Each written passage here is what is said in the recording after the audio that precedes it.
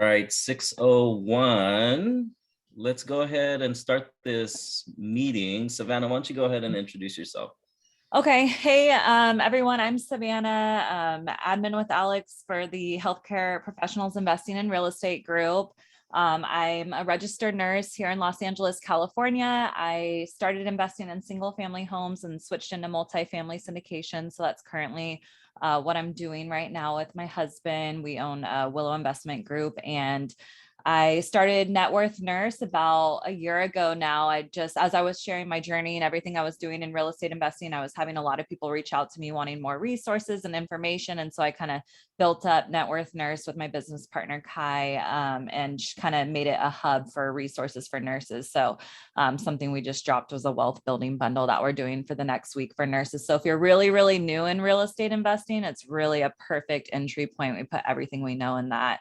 And yeah, just super excited to be here and meet everyone. Something I was thinking about as I was joining the call, I was managing my daughters downstairs, trying to get them dinner set up and running upstairs to jump on the meeting and like feeling a twinge of mom guilt, right? Like, oh, I'm going to go sit on another meeting. I was working all day and they're downstairs having dinner. And then I was thinking about it on this call, particularly at night. I've seen so many kids on this phone call when people turn their cameras on, people like multitasking and their kids running around in the background. And I was just thinking that all of us being here with kids and sacrificing that time, it's really just to build generational wealth. And we're here educating ourselves. So I think it's such a cool thing to see people on here. I think there was a guy who was like rocking a baby. Wasn't a pharmacist rocking a baby at one point when he was asking questions to the CPA. So super cool to watch. This is a really great group and I'm just really stoked to be here. Go ahead, Alex. Hey, everyone. Thank you for joining us. We are actually live on Facebook. For my coworkers out there, I'm okay. I have coronavirus. I've been sick for a week here, but it's all good. If you guys could do me a favor, if you're on your desktop or something, just go ahead and go on my profile. Go ahead and share this live feed so that way more people can see us. So anyway, my name is Alex Sabio. I invest in short-term rentals. Been doing that for about a year and a half now. Absolutely love it. And now I love helping others, specifically healthcare professionals. I help them invest in real estate, whether it's some of my experience with long-term rentals or multifamily, but specifically short-term rentals is my baby there. And that's what I advise everyone to do.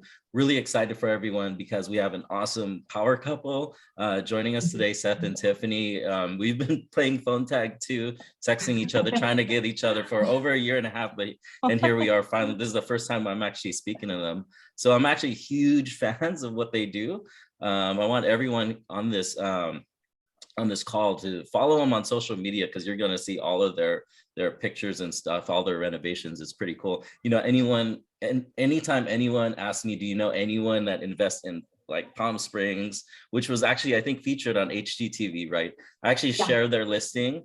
If anyone asks about Nashville, Sonoma, Dana Point, see, I know all your guys' listing because I love them. I always share your guys' listing because it's what we all strive to be as hosts, to do something special, to provide like an amazing like experience for guests. That's why we love hosting, and that's what we are trying to do. We're trying to do what you're doing. Anyway, I'm gonna stop talking here and give them the floor here. So without further ado, thank you, Seth and Tiffany, for joining us. Thank you. That was really, really nice. Thank you. Yeah, thank you. We appreciate the kind words and all that. I'll tell a little bit about me, like 2 to 5 minutes max. And then Tiffany's going to talk the whole time because she's far more interesting, legitimately. And so, but similarly, like, you know, I've been in mortgage since I graduated college. And so, you know, almost 20 years now. And Tiffany's a physician assistant. She's a PA. She's licensed, but she hasn't practiced for 2 years. She just manages the short-term rentals and teaches other people how to do it. So it's been awesome. And I do help in the mortgage company. She's also a manager in the mortgage company. That was kind of more like out of necessity. So yeah, she's a machine. And so, you know, I've been a real estate investor since, you know, being in mortgage, you hear about real estate. So I got into long terms in 2004 was my first one. But I think Alex shared a story, like I was 200,000 upside down at one point, you know, like I was scared. What do I do? And, you know, real estate's not always perfect, and not every investment is always perfect. You know, we've been scared as well. What do we, you know, what choices do we make? But, you know, I learned over time, nothing beats real estate. I ended up selling that home for 100,000 profit. So I always believe in the power of real estate and letting it just appreciate over all that. So I've been in mortgage for a long time. And then Tiffany, you know, said we both work a lot, and I know everyone here works a ton, but especially with me, it's constant. I got to meet new clients. There's never residual activity. So we were like, how do we get in that? We thought long terms. And then Tiffany, about 6 years ago, talked about short-term rentals. And I thought, no, we can't do that. We're not wealthy enough. We're not, you know, we don't know how to do that. And then she's like, well, I'm getting one in Dana Point, and we're going to do it, and it's going to cover itself. And that was the like start of it. And I was like, sure. Like, who says no to that? If you can get a vacation home and it pays for itself, who says no, right? And so she did, and we did. And then a month later, we bought one in Big Bear, which is for those not from California, it's like a smaller version of Smoky Mountains. It's just a ski, snowboarding, you know, resort in Southern California. It's very popular. And then it turned into Nashville, and then it turned into more Nashvilles and Palm Springs. And then, okay, where else can we go? So there's tons of opportunities all over the place. Everyone knows that, but we are very California heavy because we just have a lot of reasons why we think it's for us the best, and it may be for some of you as well. But a little bit about Tiffany. She's, you know, physician assistant, but just a natural designer, marketer, real estate developer. We're doing multiple remodels right now. She's really amazing at what she does. Been an Airbnb ambassador. Like, I think 400 or 500 perfect reviews on her hosting. So she's got a lot of technique down. So I'll just kind of let her. Do you want me to skip this? Yeah, we can skip. Okay. So yeah, I did force Seth into buying an STR. We had a couple long-term rentals, and I told him, you know, this is before they had blogs and web pages and anything about it. I think we bought about 3.5 years ago, our first one, right? It was 2017. Yeah. And so I said, I'm buying one. I think you're wrong. I'm going to prove you wrong. And that was the start of it. And it was here in California in Dana Point, and it more than paid for itself, even with a manager. Because of legal reasons, we had to have a manager take it over. And we've since like just amassed, and we average 6 to 8 STRs at a time, because we're selling and buying and selling and buying. But we were able to gross about $1 million last year in STR income, not including our long-term ones. So for us, it's a business. I left medicine because I could never make that being a PA. I don't even know many doctors that make that. So that's why I was able to leave medicine. And of course, like the flexibility, now I can work from anywhere. I'm home most of the time when, you know, with the kids, and I can travel, and I can do it all from my phone, and I manage across the entire country from California from my phone. So, so yeah, that's kind of a little background on that. Currently, we have about 10 STRs with 3 more in the works, but not all of them are currently functioning because some are being remodeled or we're moving some over. And then to kind of tell a happy story about all of this for you guys, like to have an exit strategy, I always told him I was going to turn the houses over to a manager and do nothing and just collect checks. And I thought that would be in a couple of years, but a higher-end property management company came and approached me and said, like, hey, we're willing to give you an income guarantee. And it was around $650,000 a year for 6 of the houses, and I do nothing. That's after fees, that's after utilities, after everything. So for me to make $650K a year and do nothing, I was like, yes, here you go. Oh my God, sign me up. Shoot. So I am slowly converting those over, and then I'm gonna rinse, repeat. I'm gonna buy more. I'm going to build them up again, and I intend on turning them over and eventually just have this machine that just produces, you know, a vast amount of income. So just wanted to kind of encourage everybody and let everybody know what the end game could be. So so now I think the reason you're all here is to find out why we mostly choose California. We choose everywhere. Yeah, for the record. we do. We will go anywhere that there is good money. And I think some people think like, hey, because you're licensed in California for mortgage, that's why you like it more. And I want to say for the record, we're almost licensed in Florida, Tennessee, Arizona, a lot of places now, and we can do DSCR loans almost anywhere in the country. So that's not why we like California. We like it for some other reasons. So let us talk about those. So reasons we like investing in California.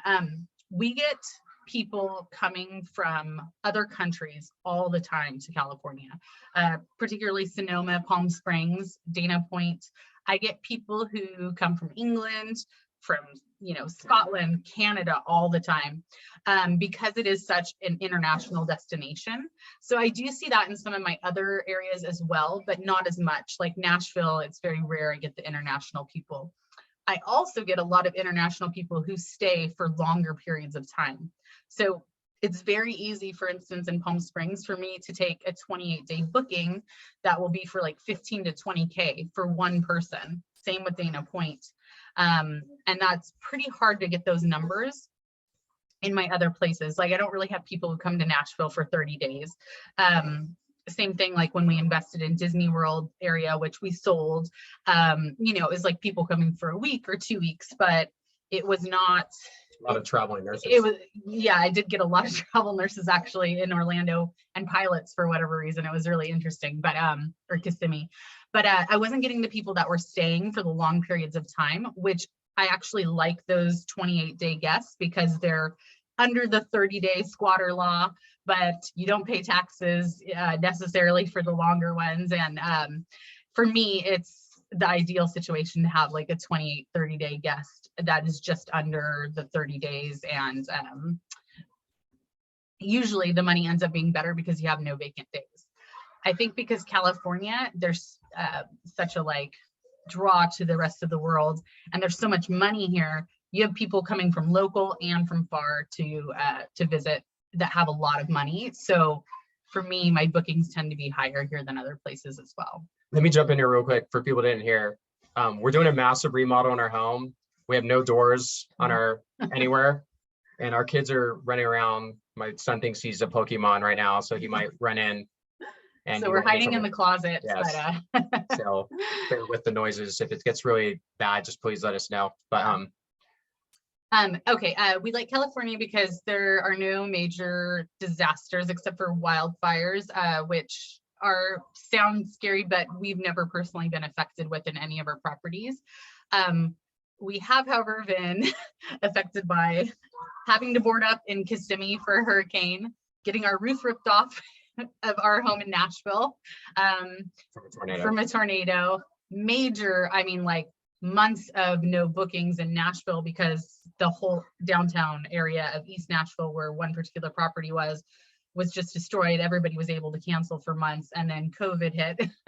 So then Nashville being like a destination city versus like, like the Smokies did really well, or Palm Springs did really well during COVID. They were hit hard. So for us, we really like it because we don't deal with any of these major disasters that potentially put us down for months at a time, which we learned because we have at the time had 5 in Nashville.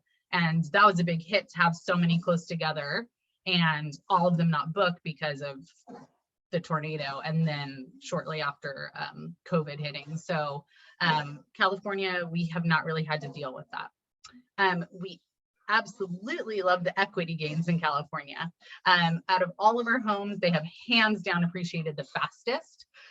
So we absolutely love that because if at any time we want to just exit out, it's pretty easy to sell a home here. Granted, we're in like the most amazing market right now, but even without that, there's so many people here, the houses don't typically sit on the market. So we really like that if we ever needed to cash something out, it's very quick and easy to do so.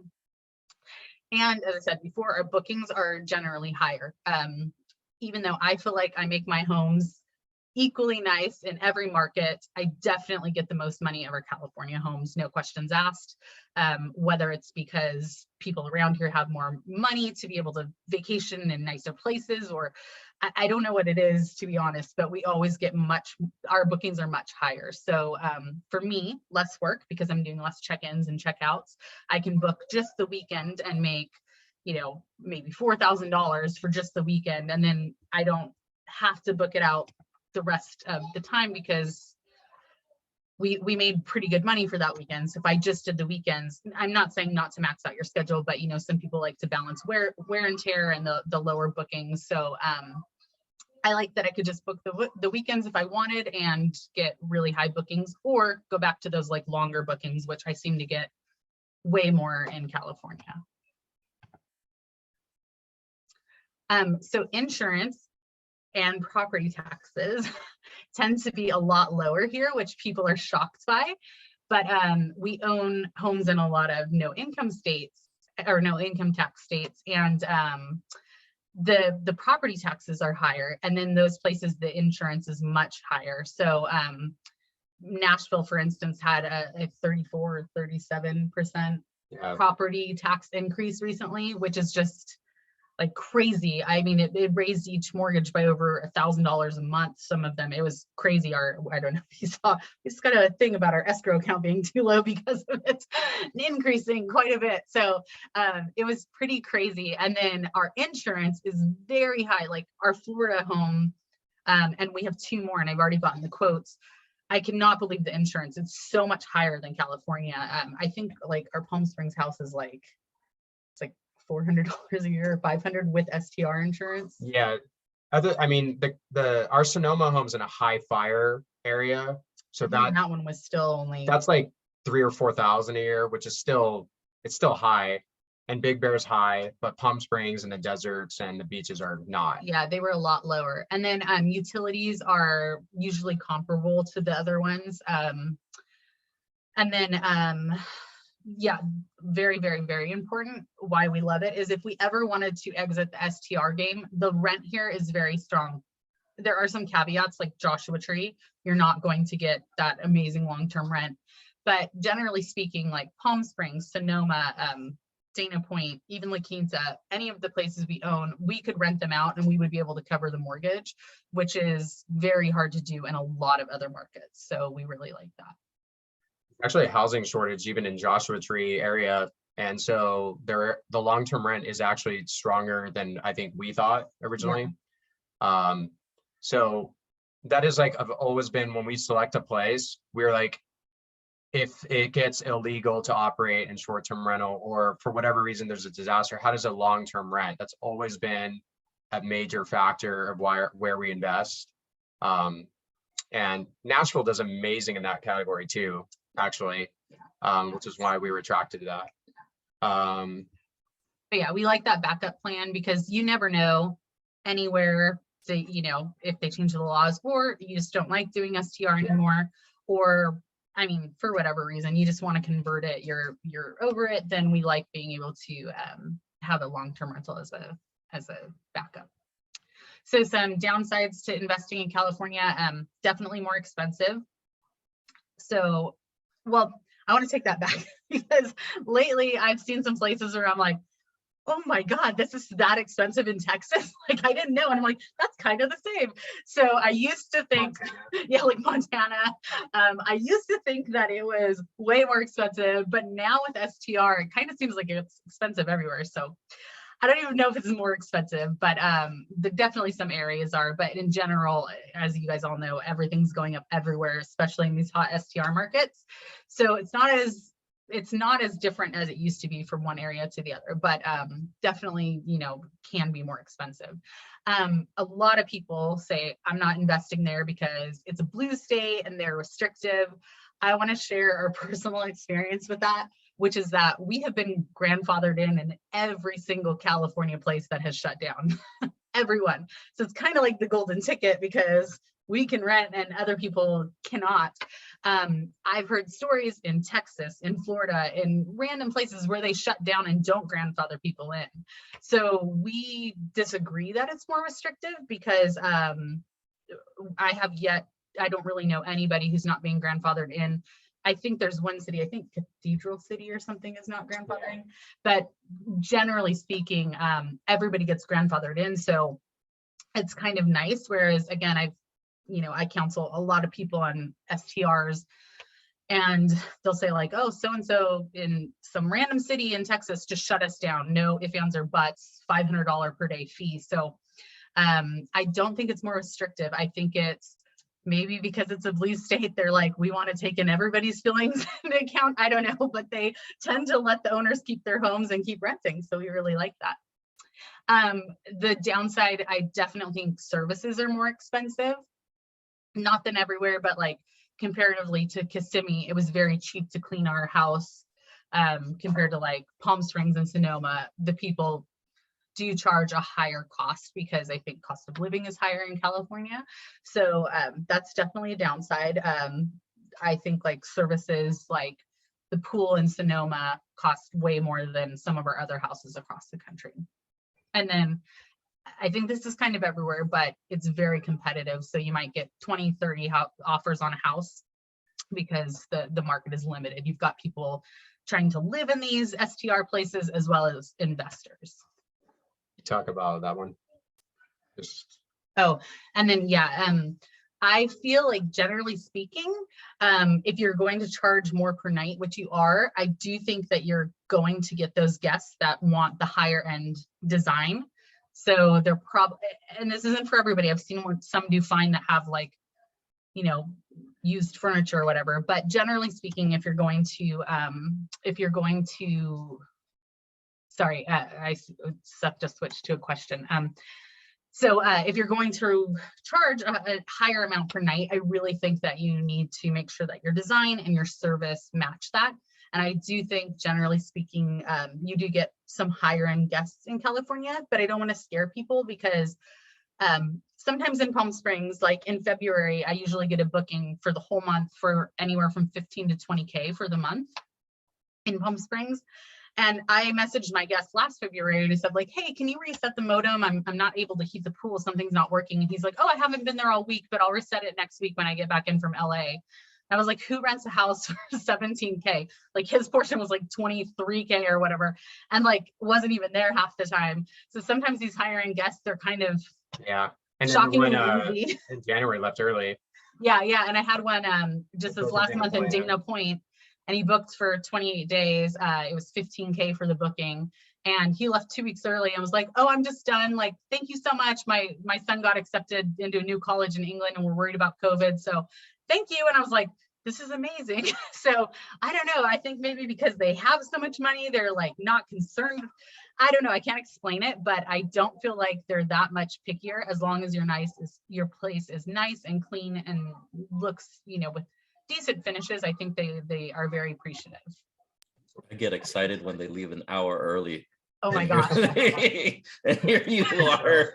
I was like I cannot believe he left almost 2 weeks early for this cost. Like, didn't even ask for the money back. He's like, very pleasant time, 5-star review. And I was like, okay, thank you. I asked her, like, so are you going to refund him? She's like, he didn't ask. So yeah, he didn't ask. And I'm not doing it. So someone asked about the grandfather. So getting grandfathered in, someone asked, how did you get grandfathered in? And it's as simple as if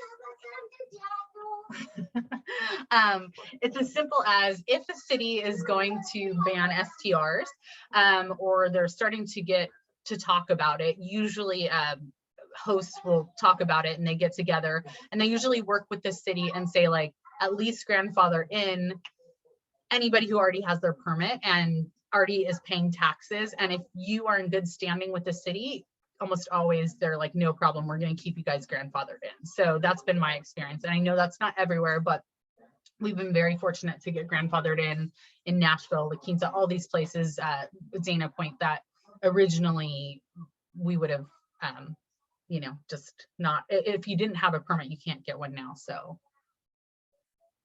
let me see if there was anything else there. Oh yeah, that was my daughter. Okay, let me see. Okay, so I think that was like all we wanted to share, and then we wanted to really open it up for questions. Man, I feel like a damn fool for investing 2,000 miles away. It's here in my backyard, you know. I'm Actually, just I too mean, so chicken, close to where you live, we really are big proponents of the desert in California because, Yeah. man, the houses do suit And so maintenance is pretty well. low too. Yeah, our Which maintenance we is like. low. Like the Yeah. maintenance is low. You just really need a pool in the desert. That's the one thing. Yeah. And for Yeah. some of that liability, like I'm always nervous. I always have like an attorney give me some liability protection in any way. Yeah. And but yeah, we like that. I, That's great. and, Yeah. and maybe I don't understand the market. I mean, I've lived in Southern California almost all my life, and I've never wanted to go out there for a week or something. Like I know someone in Indio that's absolutely killing it. I've never wanted to go to Indio, but the thing is, I need to Same. take I'll I need to comment take first. myself out of there, you know. I'll comment So, first and Tiffany can tell about it. It's like we grew up in Redlands, which is like 35, 40 miles from Palm Springs. So I yeah, went to Palm Springs a lot. yeah, And I never as a kid was excited to go. yeah, And now as an adult, it's actually very pretty. It's a beautiful place, like the mountains, the hiking, the palm trees. There's tons of amazing architecture. There's tons of celebrities that go if you're into that. yeah. We actually seen similar to Nashville, like the biking and boozing thing. Like Yeah, the pedal taverns. yeah, a lot of Oh, yeah, bachelorette yeah. parties there. But I agree. Is it my favorite place? Not necessarily. I love Sonoma. I'm going to tell you a funny story. I have a very longtime friend who wants to get into STRs, and she was like, I don't think I can afford Palm Springs. And I was like, okay, try, Indio is probably the next best. And Yeah. she grew up here too. She actually grew up Yeah. in Fontana. And she said, like, you've got to be kidding me, right? Right. I It was doesn't like, make no. sense. And she's like, is this a joke? Like, are you trying Yeah. to mess with me? Nobody goes to Indio. And I was like, Right. they do though. They actually do. I mean, people They make do. 200, 300,000 on one home in Indio. And she's like, I literally cannot believe you. So, Right. so it's funny. So, there's a couple questions. You want me to go through these? Yes. Okay. Besides Sonoma, do we have any other in Northern California? We do not. We were actively looking for other ones in the area because it's doing incredibly well, but that is one of the places that we just got grandfathered into. They are trying to make this rule where in the towns there, if there's a 1,000 square foot, you cannot have another Airbnb or STR within 1,000 square feet, and it's making it nearly impossible. So we're looking, but nothing else. I'm going to say something real quick about my view on short-term rentals. I think I've been telling this to a lot of people. I think it's like cannabis in the sense that you can say it's illegal, but everyone's doing it. And I really feel that every city is eventually going to be like, okay, we have to allow some, here are the rules. That's where I feel like it's headed personally. We have actually heard a few cities, we don't know if it's true, but we're hearing rumors about reversing. So, well, I can say this much. I sit on the Dana Point STR advisory board. Right now, it's illegal to have an STR there. Even my new one, because we actually, well, we didn't sell it. To live there permanently, and it wasn't like a huge money maker for us because it was our first one and it had to have a manager and we didn't know what we were doing. And so we were like, they wanted to live there and we were like, go ahead. And then we bought a single family, and that single family is not grandfathered in. So we do 30-day rentals there, and we do incredibly well on 30-day rentals there. It's shocking, but I have nearly no vacancy that I don't block out, and we make well over 200,000 a year doing these midterm rentals on that one home. So I think I but the board. Yeah. So they did invite me to sit on the STR advisory board, and they are trying to reverse the STR rule. They were like, we're missing out on a ton of money. Laguna Beach is trying to turn it over too. So they do eventually, I think, see the error their way and go back, because they're like, oh, wow, this is kind of expensive without all that TOT tax money. So I do think we are trying to actively, get that turn. The city, all the city council in Dana Point really wants it to be turned over, but it's the people, and so they're just trying to find a way to do it cohesively for everybody, but they do plan on overturning it, and we're seeing that more and more. So I think that is an option. Somebody said, what do you suggest for someone who would want to invest in the cities you're already in but now have changed the STR rules? I think your only option is a 30-day rental or 28-day based on that. We never invest in a place that STR is not legal, that we can't get the permit unless we think that 30-day rentals will do really well. I'm trying to scroll. Can you talk to us about your STR experience for Big Bear and Lake Arrowhead? So we did own in Big Bear, and we've actively explored Lake Arrowhead a million times, and we have a ton of clients who buy in Lake Arrowhead for STR. Big Bear is great. It's very expensive right now, and they are the Big Bear, the actual lake, which is where the most desirable properties are. They are trying to change the STR rules right now and making it very difficult. I would personally wait there until the dust settles, unless that's like a passion of yours, like you really love Big Bear, and then fine, but I would wait till that dust settles. Lake Arrowhead is county, and non-lake is also county. yeah, Big Bear City is safe because it's county, but lake is where most people buy their STRs, and my personal advice is to hold off there to see what happens with the STR rules before you buy. But Lake Arrowhead is still a great place to invest if you want a mountain home. I think the ROI is slightly lower than the desert, but I think it's still a lovely place to own. So a lot of our clients do really well there and want more than one up in Lake Arrowhead. So, or Big Bear too, but like I said, it's a little dicey to go there right now.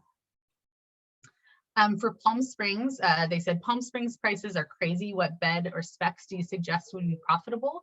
Hands down in Palm Springs, 4-bedroom is the best. And yes, it's going to be 1 to 1.4 million for a 4-bedroom house. You theoretically, as a good host, and if you design it well, should be able to make over 200,000 a year on that house in Palm Springs. So it's still good, still a pretty good return in our opinion. So are you guys still able to make that, even though there's the 38 like stays rule or whatever it is? Yeah, I ended with only 29 contracts last year, and I made 210. Oh my I gosh. only used 29 in my 36 yeah. because I take a lot of longer bookings. Oh, okay. And I'm doing people something will pay wrong, these man. like crazy prices for the longer bookings. Yeah, so people get really scared of Palm Springs because of the permits, or the contracts, the 36, but honestly, it has not been a problem. Like I said, I didn't even use all of mine because I took a lot of 28-day bookings, so it was no problem. What about like meeting them face to face? Like, isn't that still a thing, or do you just hire someone else? During COVID, they made it so it can be remote, so Video? it can be Oh, virtual. okay. And Oh, okay. I never met the people face to face ever. My cleaner in my cleaning fee, so he charged $50 to meet them face to face. And for me, that was totally worth it. So he would meet all of them face to face. And so it was about $250 for the 4-bedroom and the face to face greet, which I thought was totally reasonable because that's about what my cleans in Nashville cost without the face to face. So, but now it's all virtual. Right. Yeah. Yeah. So someone said, in those markets you're grandfathered, can the permits be transferred? And the answer is that's county or city specific. So in our markets, no, they cannot. Supposedly there are workarounds like putting them in LLCs and transferring the LLC, but you cannot transfer in our markets. Some, like in Napa, the permit is deeded to the house, so that one can be transferred. But those houses go for absolutely obscene amount because there's only 36 of them, I think, or 38, 40 in Napa that are deeded. So yeah. How do you deal with pool liability, especially if you don't live on site? We always put a swim at your own risk. Yeah, kind of like no lifeguard on duty. It's required by the city. Yeah, and then have a standardized like swim at your own risk waiver that everybody signs. We have alarms on all doors as well, like those high up little child ones. I don't think you'll ever perfectly make it so you can't, or make it child proof or anything. I mean, we have 4-story rooftop decks in Nashville, and I get worried that someone's gonna get drunk and think they have a parachute on and jump off, and I'm so paranoid about that. But eventually, like, our attorney's like, you can put all the protections in place. Like, you got to demonstrate that you did everything to educate them on the risk of booking. And I think Airbnb has a lot of protections as well. Yeah, and then we have umbrella policies as well, and we are not attorneys, so we cannot advise on this, but when we spoke to our attorney, he specifically said, as long as you proved that you tried everything you could, locks on the doors, alarms, signs, had him sign a waiver, there's pretty much nothing you can do beyond that, and that's what umbrella policies are for, basically. But pool properties, you don't have to have a pool, but pool property book significantly more in California. Okay. So someone said, from what I heard, you think Indio is the best starter in the desert. Not necessarily. I think there's different areas. Indio is great, Bermuda Dunes. We have another area we're trying to buy something in out there, so we don't want to recommend it yet because we don't know. But hopefully I'll have an update on that soon. We're trying to buy and see if it works as well as some of the other desert areas. Joshua Tree, Yucca are still great to invest in, but I think kind of like everybody caught on to the Smokies, everybody caught on to Joshua Tree. So you definitely just have to check the homes around you, see what they're renting for, that they're still renting consistently, because I do think, I don't think it's overly saturated, but all these places that are hot markets, it's, you know, to the point where you are going to get a little bit more competition, in my opinion. So just be careful there. They also are putting some kind of rules in place, so we don't know yet in Joshua Tree area. So that's just something you got to always be aware of. Yeah. And then what services do you provide to new STR investors? So, well, Seth, it looks like, I don't know, do you want to talk about mortgage services? I mean, what we're kind of doing right now is like, I do the mortgage financing for a lot of these clients, and from short-term rental loans, and we do have the DSCR loans. I always recommend short-term rental or conventional or traditional lending first. And if that's not an option for debt to income ratio or whatever reason it could be, then the DSCR loan or no income loan is viable as well. And we're typically doing, if you do your financing, then you get like Tiffany's consulting on how to make your short-term rental stand out. And she has her site that's being developed, and you guys can check out all her work. We've helped tons of doctors all over the country that they're like, just decorate it for me, and she does it. And so that's kind of what we're doing at the moment.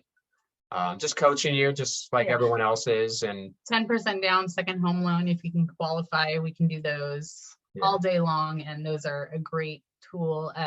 We used to, when we first started, we would be like, we have to like 35% down, we need to like pay these suckers off, which we still want to pay them off, we pay aggressively. But now after a couple, we realized we wanted to scale, and you can't do that if you're putting 30% down on every home.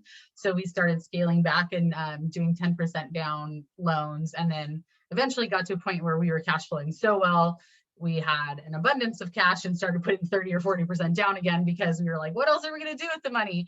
But we do 10% loans, 10% down as second home loans. So we actually use our homes a lot too. Like, we were in Sonoma for 3 weeks. I loved it. We were in Dana Point for 2 months. So we are probably the few people that are on here that it's not 100% just about the money. Alex is shaking his head. I keep telling myself I'm doing something wrong, man. I need to do what they're doing. This is insane, man. I'm having to fly to Knoxville, you know. It just doesn't sound as sexy, you know. Well, that's kind of one of the challenges when we were flying to Nashville. And we love Nashville. I love that city. It's so fun. It's amazing. That's one of our favorite cities ever.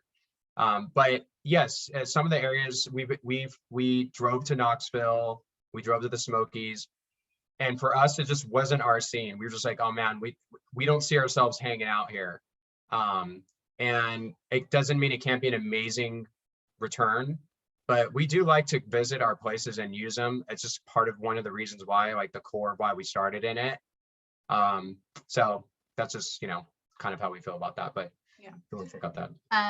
Okay, someone said, if you had to convert your STRs to long-term rentals, would the rent actually cover your mortgage costs? Isn't that the main deterrent for a lot of non-STR investors?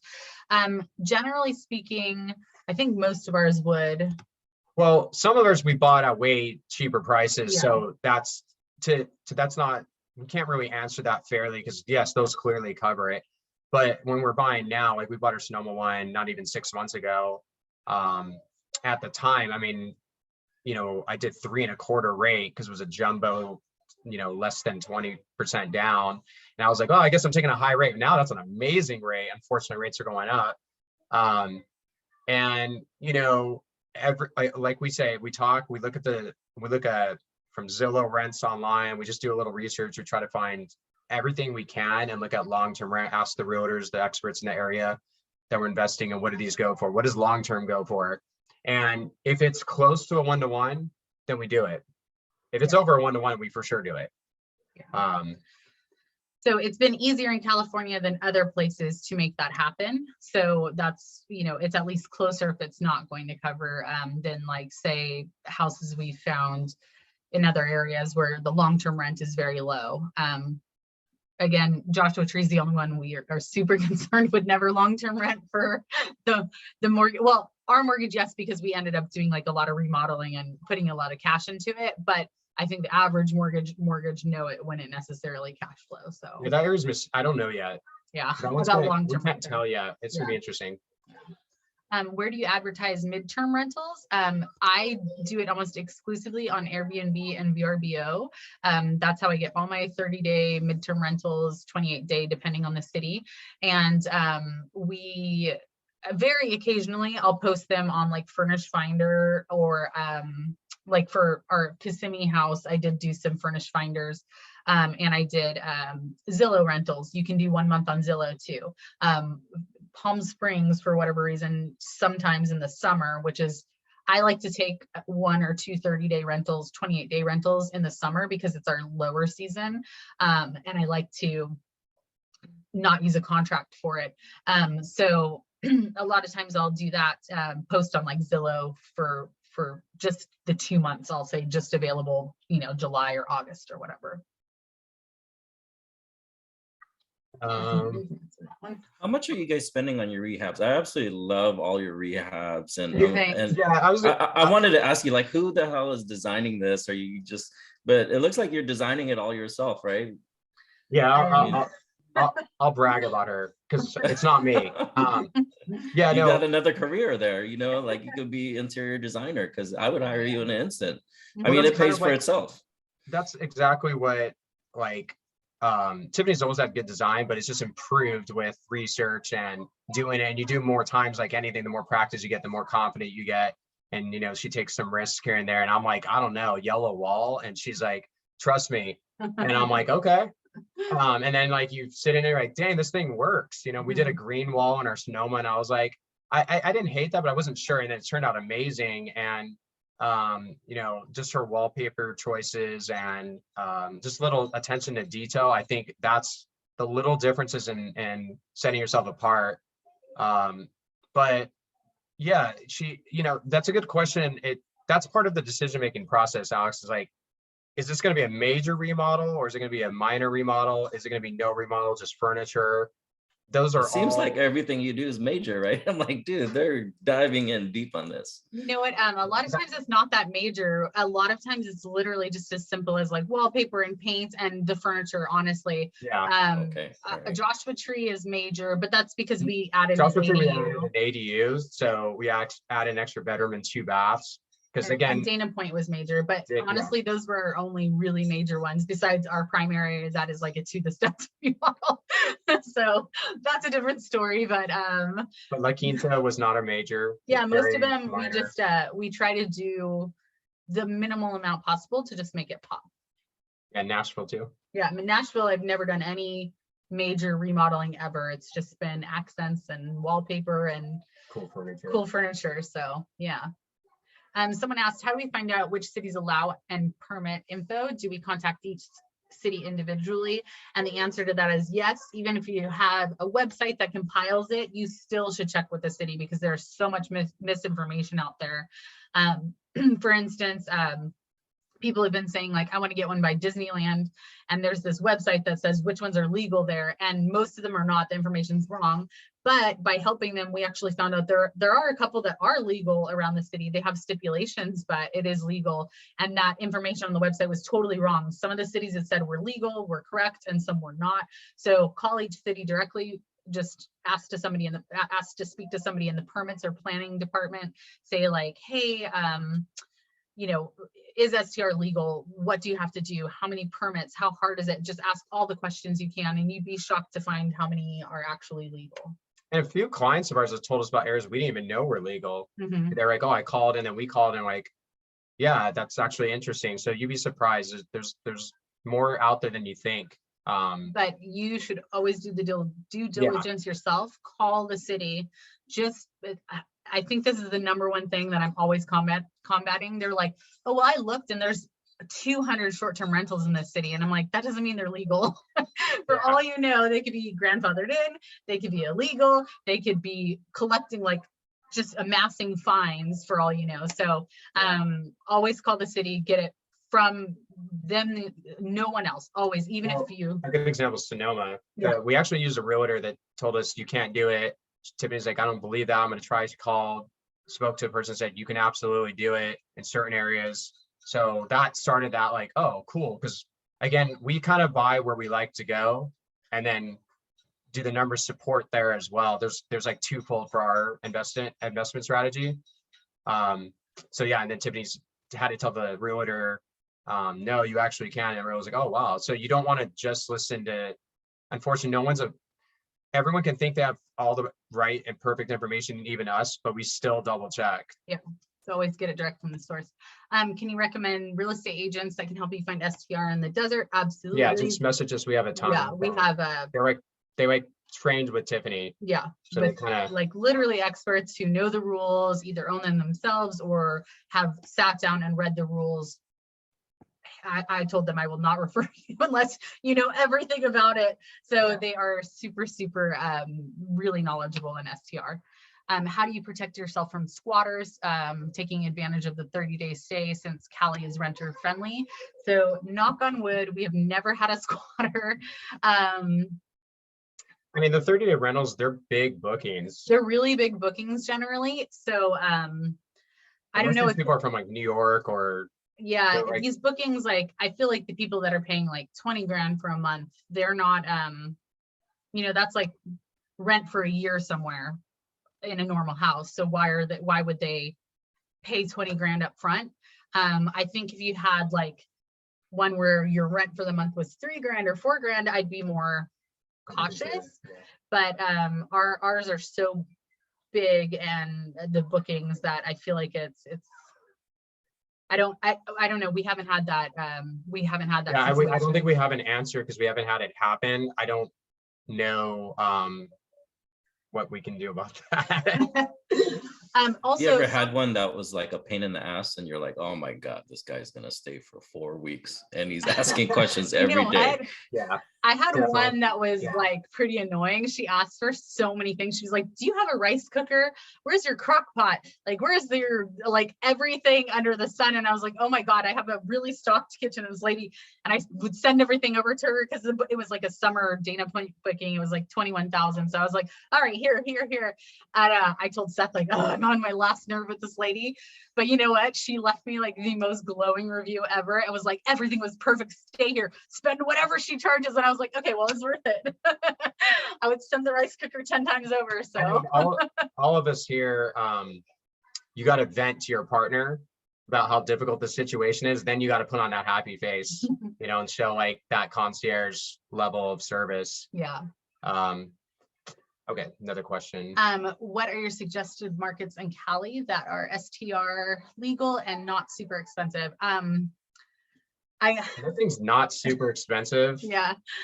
I mean, Joshua Tree, you can find things at the Bermuda Dunes, Oceanside, maybe. Yeah, so that's a market that we're interested in, is Oceanside, because STR is legal and it's a beach. Well, it was as of the last couple months. Everyone needs to double check with the city, y'all. But it was legal, and it's an up and coming market, and so some things are still relatively cheap there as far as ocean towns go, and long-term rent is still pretty good there. So that would be somewhere to look. But we really do like the desert right now. We had a client who had good success with a relatively cheap house outside of Yosemite. So that's a place to look as well. It was pretty inexpensive. So yeah. That's another place to look. And then, yeah, I think those would be probably the best markets to start. We don't like to recommend places that we have not invested or had a client like tell us there was really good success. So It looks like Alex posted This a is question. your- How many 10% down second home loans can a single person own nationwide? You can technically have multiple 10% down loans. There's not an exact answer. You really can't have more than 10 loans in your own name that are like conventional type loans, Fannie Mae, Freddie Mac, things like that. But if you're going to do a 10% down second home, you're saying that you're going to use it as a vacation home. You're allowed to do that and still rent it out. You're not supposed to hire a management company. That's one of the caveats. You're supposed to actually use it, and then you can rent it out, self-manage, and you can rent it out when you're not using it. Some lenders do not allow that. I've had a few clients call us, and I believe Loan Depot is making people sign second home affidavits that you will not Airbnb it, which is interesting. I hope that doesn't move in that direction. I think that's ridiculous. It's like they rather have the home sit there when it's not being used and not collect rent. It doesn't make any sense to me. But I guess the spirit of second home should be, it is a second home that you're going to use for a reasonable amount of time. Again, we use all of ours. We've stayed at all of ours for weeks to months. And then after 12 months, you technically can do whatever you want with any real estate. You can convert it completely to a long-term rental. You can hire a management company. That's kind of how lending works. So hopefully I answered So that. yeah, 10 per person if you can qualify, because the DTI restrictions are harder with a second home versus an investment home. But a lot of people think if you go to investment home, that means DSCR, but not necessarily. You can do a 15% down investment loan. That's conventional as well. So if DTI is too tight for second home, usually he pivots it to a 15% investment. The rate's a little higher, but it's, you don't have to go 20% down. Not for much longer. Yeah, the second home rates will be the same, unfortunately, soon. Yeah. Okay, and can you share more about Florida markets? Are you building new ones in Florida? Yes. So we were in Kissimmee. For me, that was not the market for me. The per night is too low. It was very high occupancy. And we're big Disney people. Yeah, we're big Disney people, but I do not like rapid turnovers. I actually prefer my house to be vacant, like during the week, if I'm only gonna have to drop if I'm gonna only make like $300 during that time, like it's not worth it for me, the wear and tear, the utilities, everything. And that was the Disney market. So I got out of that one real quick. Did a 1-year trial, wasn't for us. I just, again. And the numbers were worse. The AirDNA and all that said it was going to be way higher. Yeah, AirDNA predicted way higher than we were actually getting. And that's another thing you got to watch out for. I can go on about that, and I figured out why, but you always have to be careful of AirDNA and any of those. They're just a jumping off point. But yeah, so we are building 2 in St. Augustine right now. We totally got lucky. I think like a year ago probably, to a realtor posted like, hey, I have a friend that's going to develop 5 in an unincorporated area. Would anybody want one? And I snagged 2 that day, even though we did not know where St. Augustine was, to be honest. Still no. But I looked at the numbers, the houses around it. I was like, I will take 2. Here you go. So I still don't have numbers on those yet. They seem good.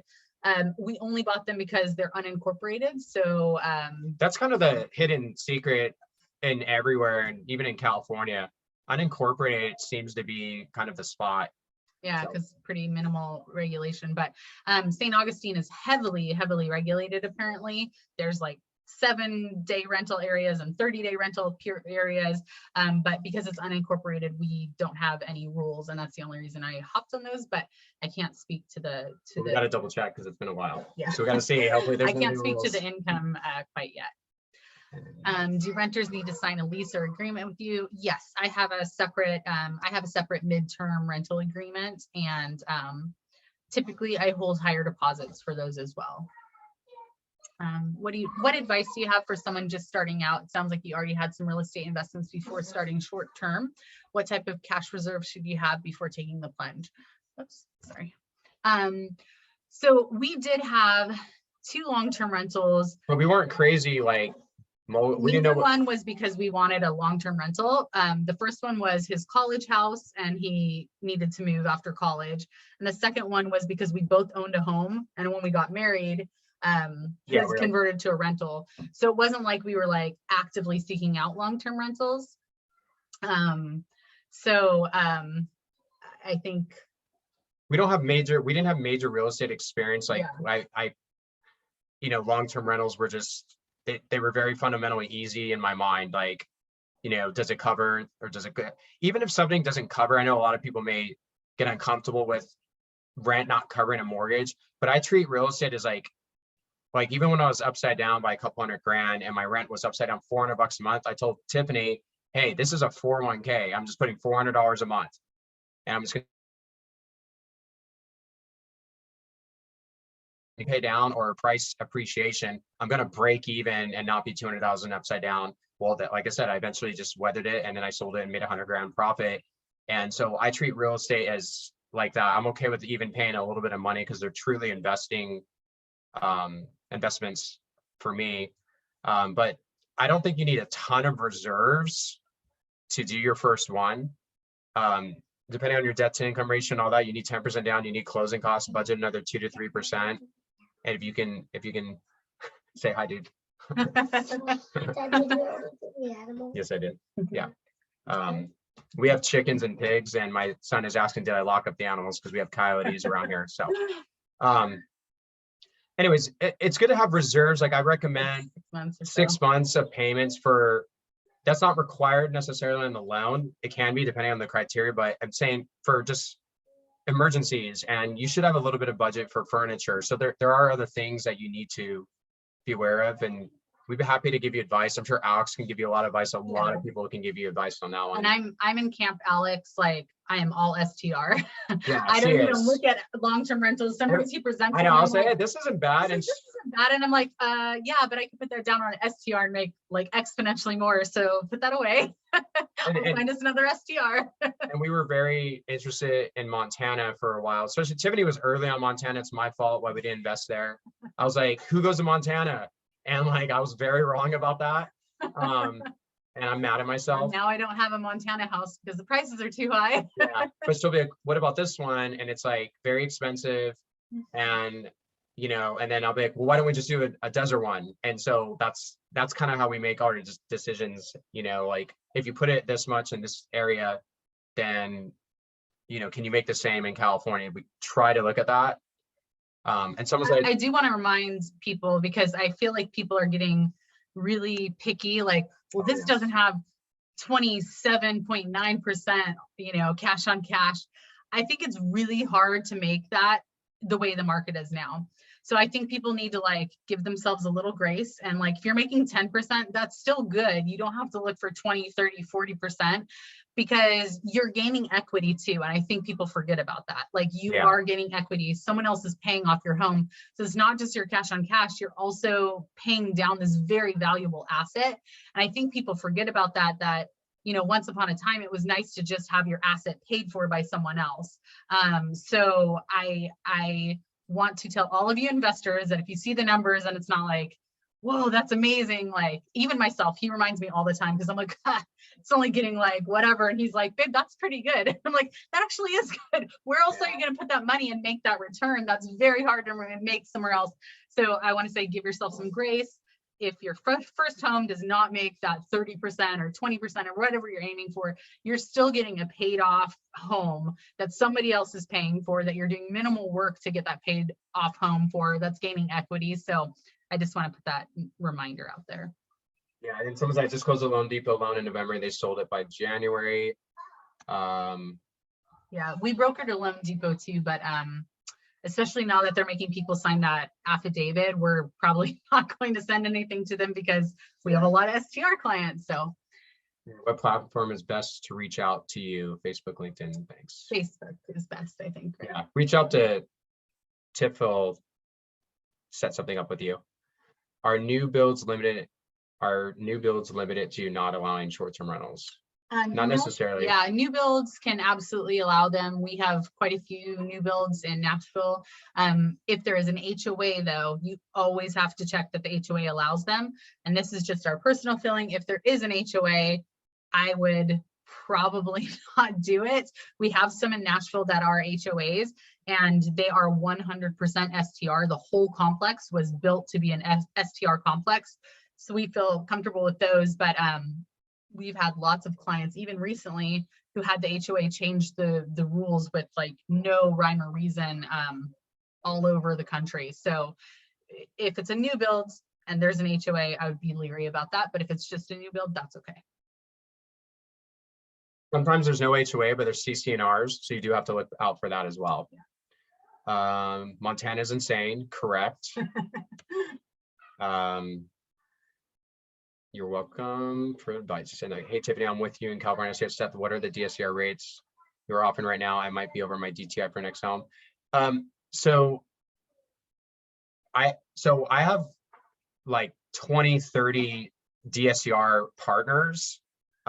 Including Host Financial, Vizio, the lender. Yeah. You can broker to any of those. Yeah, and then I have lenders you've never heard of they're getting in that game very aggressively.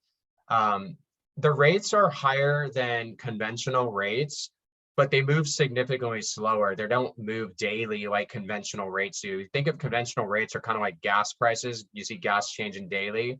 That's how conventional moves. FHA conventional with DA, all that stuff. DSCR is a little less fluctuating, but we see them anywhere from the high 3s to the low 5s. And I know that's a huge span, but that's just depends on where you need to go, like what state. For instance, we just had someone do a DSCR in Maryland, and that is a no prepayment penalty state. So because of that, the rate is higher. It was in the low 5s because they don't have a prepayment penalty, and so they didn't like that, so they added that. But it's they all come with prepayment penalties. Yeah. And if you don't take it, you can buy any of those prepayment penalties out, by the way. You can make it from a 3 to a 2, 2 to a 1, or 0. I know some of the lenders have 5-year built in, and that's kind of a long time. We are long-term, short-term rental people, but you just never know. You just never know. Your property you want to offload, and yeah, you might want to. 5 years is long, so we tend to go to the brokers or to the banks that have like 2 to 3 year 3 or less penalties, which is kind of nice. The nice thing about being a broker is we can place the loan, lots of places instead of just with one. So that's the benefit of being a broker. But we try to find ones with 3-year prepayment penalties instead of 5 for our clients. So yeah, this question we get a lot. Do you put the houses in an LLC? Not all of them. Some of them we just look at. I talked to my attorney a million times about this. I've like woken up in sweat, like paranoid about this. And he's like, tells me all the stories as to why an umbrella policy is more important than anything else. Like they can sue you if you're in an LLC. Like that is still, it's not super difficult to find out who owns. He says that even a good LLC is a thin veil to pierce, and that a good lawyer is going to go right through it. So it's like minimal protection compared to the umbrella policy, but we still put them in LLCs. We do have the LLCs in some, absolutely. The pool ones are the ones I'm a little bit more nervous about. But again, there's some of the things are just bad timing or the way it is. Like in Nashville, I think if we change into LLCs, they like can take away our permits that are grandfathered in. So we were like, well, we're not going to do that, so it's part of owning a home. There's going to be some risk in any business we have. There's going to be some risk. Like we feel that we're mostly protected as best we can. Yeah. But we do try to put them in LLCs, and most of the lenders we work with have allowed, even for conventional, the request to be put in an LLC. But if you do a conventional loan, we cannot guarantee that they're going to allow it. But most of them have. So. You have to technically get service, the servicer, you got to get the protection. Your paperwork can say you cannot put it in. If you change title, the note could be called due, which basically means you have to sell the home or you got to refinance to another lender. That's an absolute worst case scenario. If that's very important to you, like DSCR just automatically allows LLC. In an LLC. So, it just depends on your appetite. Yeah. Alex posted, what do you think about IDOL or STR? So we've had a couple clients. Yeah, we had a couple clients purchase up there. Yeah. And I mean, it's actually kind of cool because it's right by, people don't know, it's right by Palm Springs. You can take a from Palm Springs, like a little tram up the mountain to IDOL, which is kind of cool. But yeah, they seem to be doing well. Actually, it could be like one of those hidden gems in California. The numbers always look really good when we pull them. But I hear it's kind of hard to get under contracts because there's just not nearly as many houses. But the ROI seems pretty dang good. Whenever we've looked and I've pulled numbers, it looks pretty good. I just, I think it's a market that maybe it's hard to find a house, but once you find it, it will do really well. Okay, do you require STR or LTR, so short-term rental or long-term rental self-management experience for your DSCR loans? The answer is, this is what's cool about being a broker. Some require experience, some do not care. You can be a first-time investor. Yeah, we just had someone today who does not own a primary home, which a lot of DSCR lenders require. And one of the banks said, we don't care. So we emailed like the 27-30 that we're brokered with or partnered with. And one of them said they don't care. So some of them, you can be first-time investor, but they want you to own a primary. I would say that's the bulk of them, but they don't require STR or LTR experience, just that you own a primary. I do always recommend to try to do conventional financing first. It is better. However, I have 9 loans in my name. I can only get 1 more, and I cannot do any financing. So I either got to pay homes off, conventional financing, or I'm already geared up to, I'm doing SCR. I'm gonna have to do that. So there's a point where all of us have to do that unless we have tons of cash. But conventional is better, and we set up our taxes that we pay a lot of taxes because we want to buy more on the traditional loans. So I'm always like, we're always claiming the rental income of our Airbnb, income and all that, and just setting up so we can buy 2 to 3 a year. Which is what we tell our clients, like, do you want to scale quickly or do you prefer conventional, like 1 or 2 a year? And then Seth can help set you up. Like, if you want to qualify conventionally, you need to claim this much to offset your debt to be able to qualify for 2 more next year. Or if you're like, I just want to scale quickly, I got a lot of cash, I want to DSCR it, we can do that too. There's different ways to skin a cat, but either one gets you to the same place. It's just really the DSCRs do cost more up front. You pay points up front. That's the only way these loans function. And then they have those prepayment penalties. So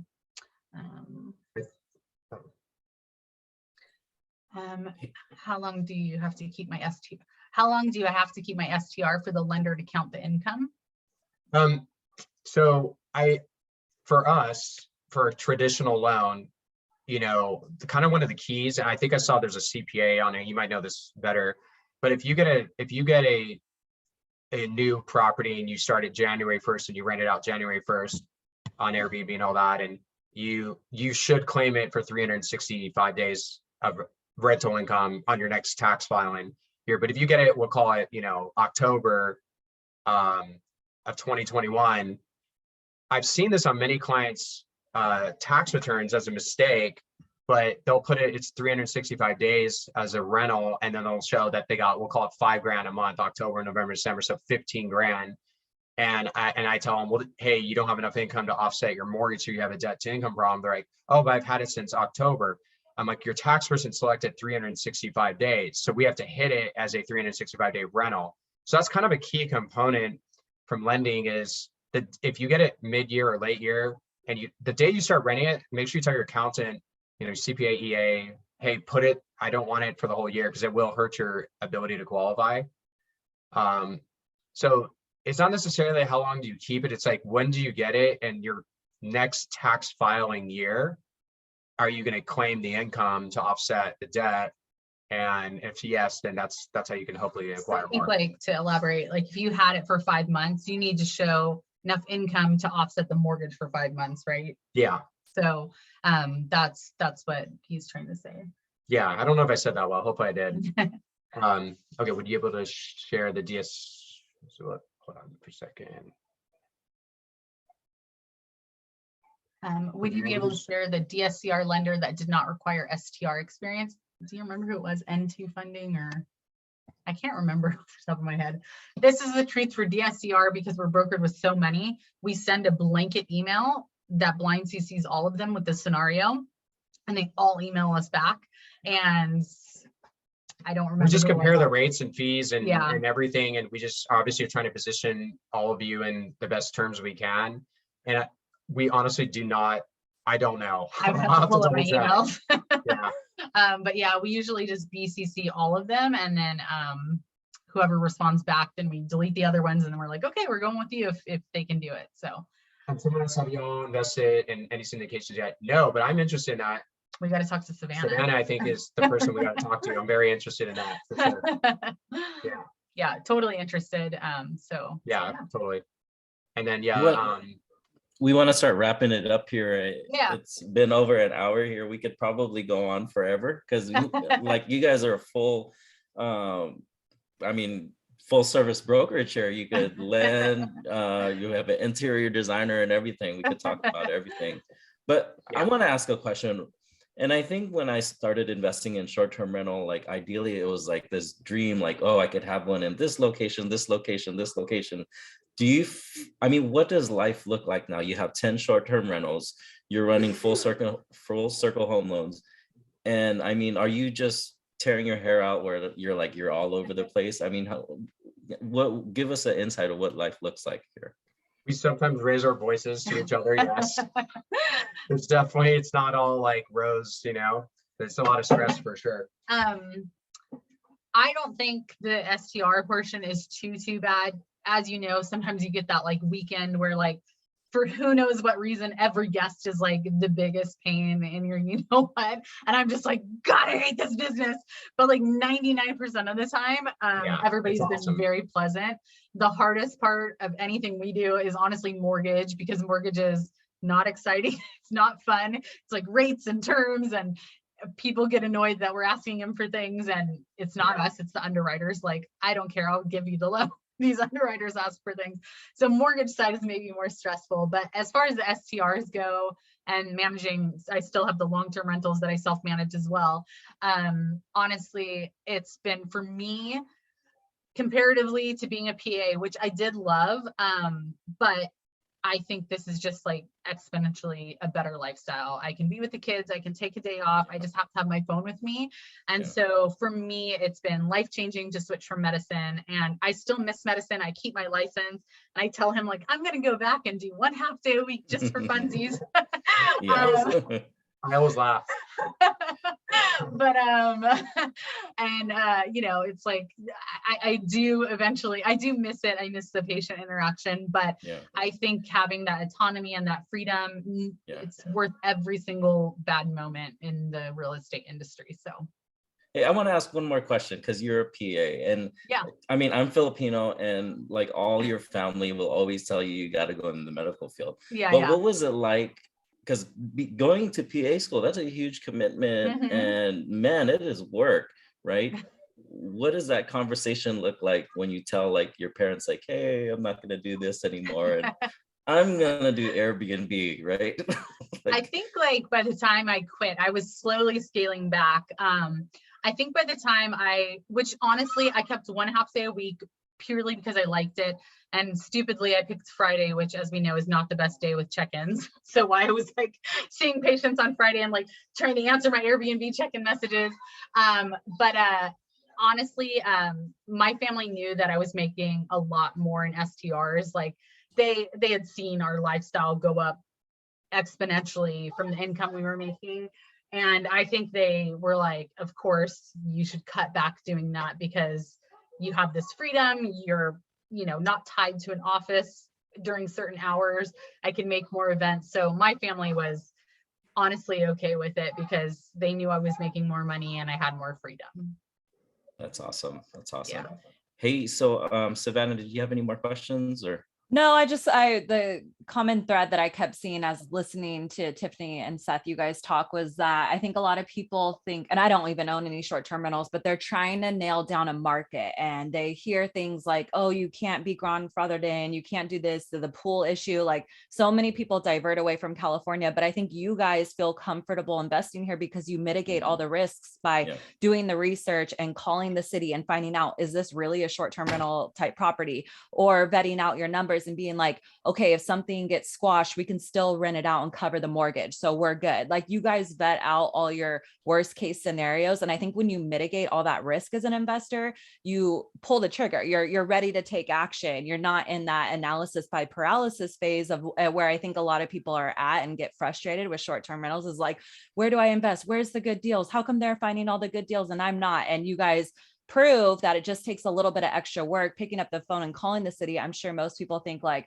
I don't know how to determine if it's a good property. Like, I don't want to do that. How do I even find the city's number? Who do I even talk to over there? Like, what questions do I ask? I mean, they don't even want to go through that. And you guys are doing it. And so you're crushing your competition just by doing that. So that's kind of what I'm thinking when I'm listening to you guys. Super motivating.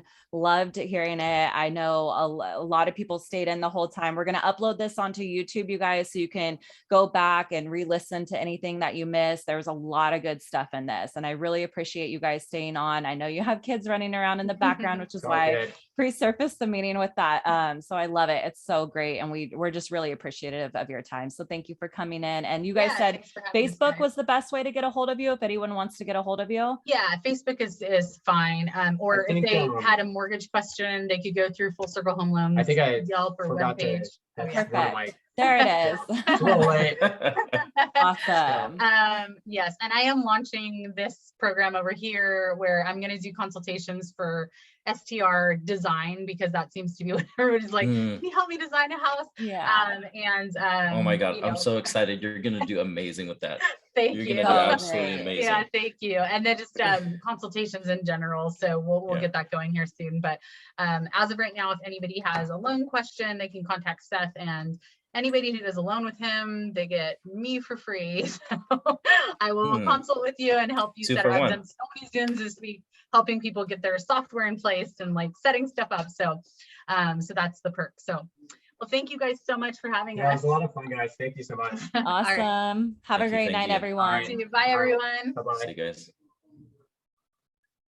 All right, good call. Yeah, so good. Love it.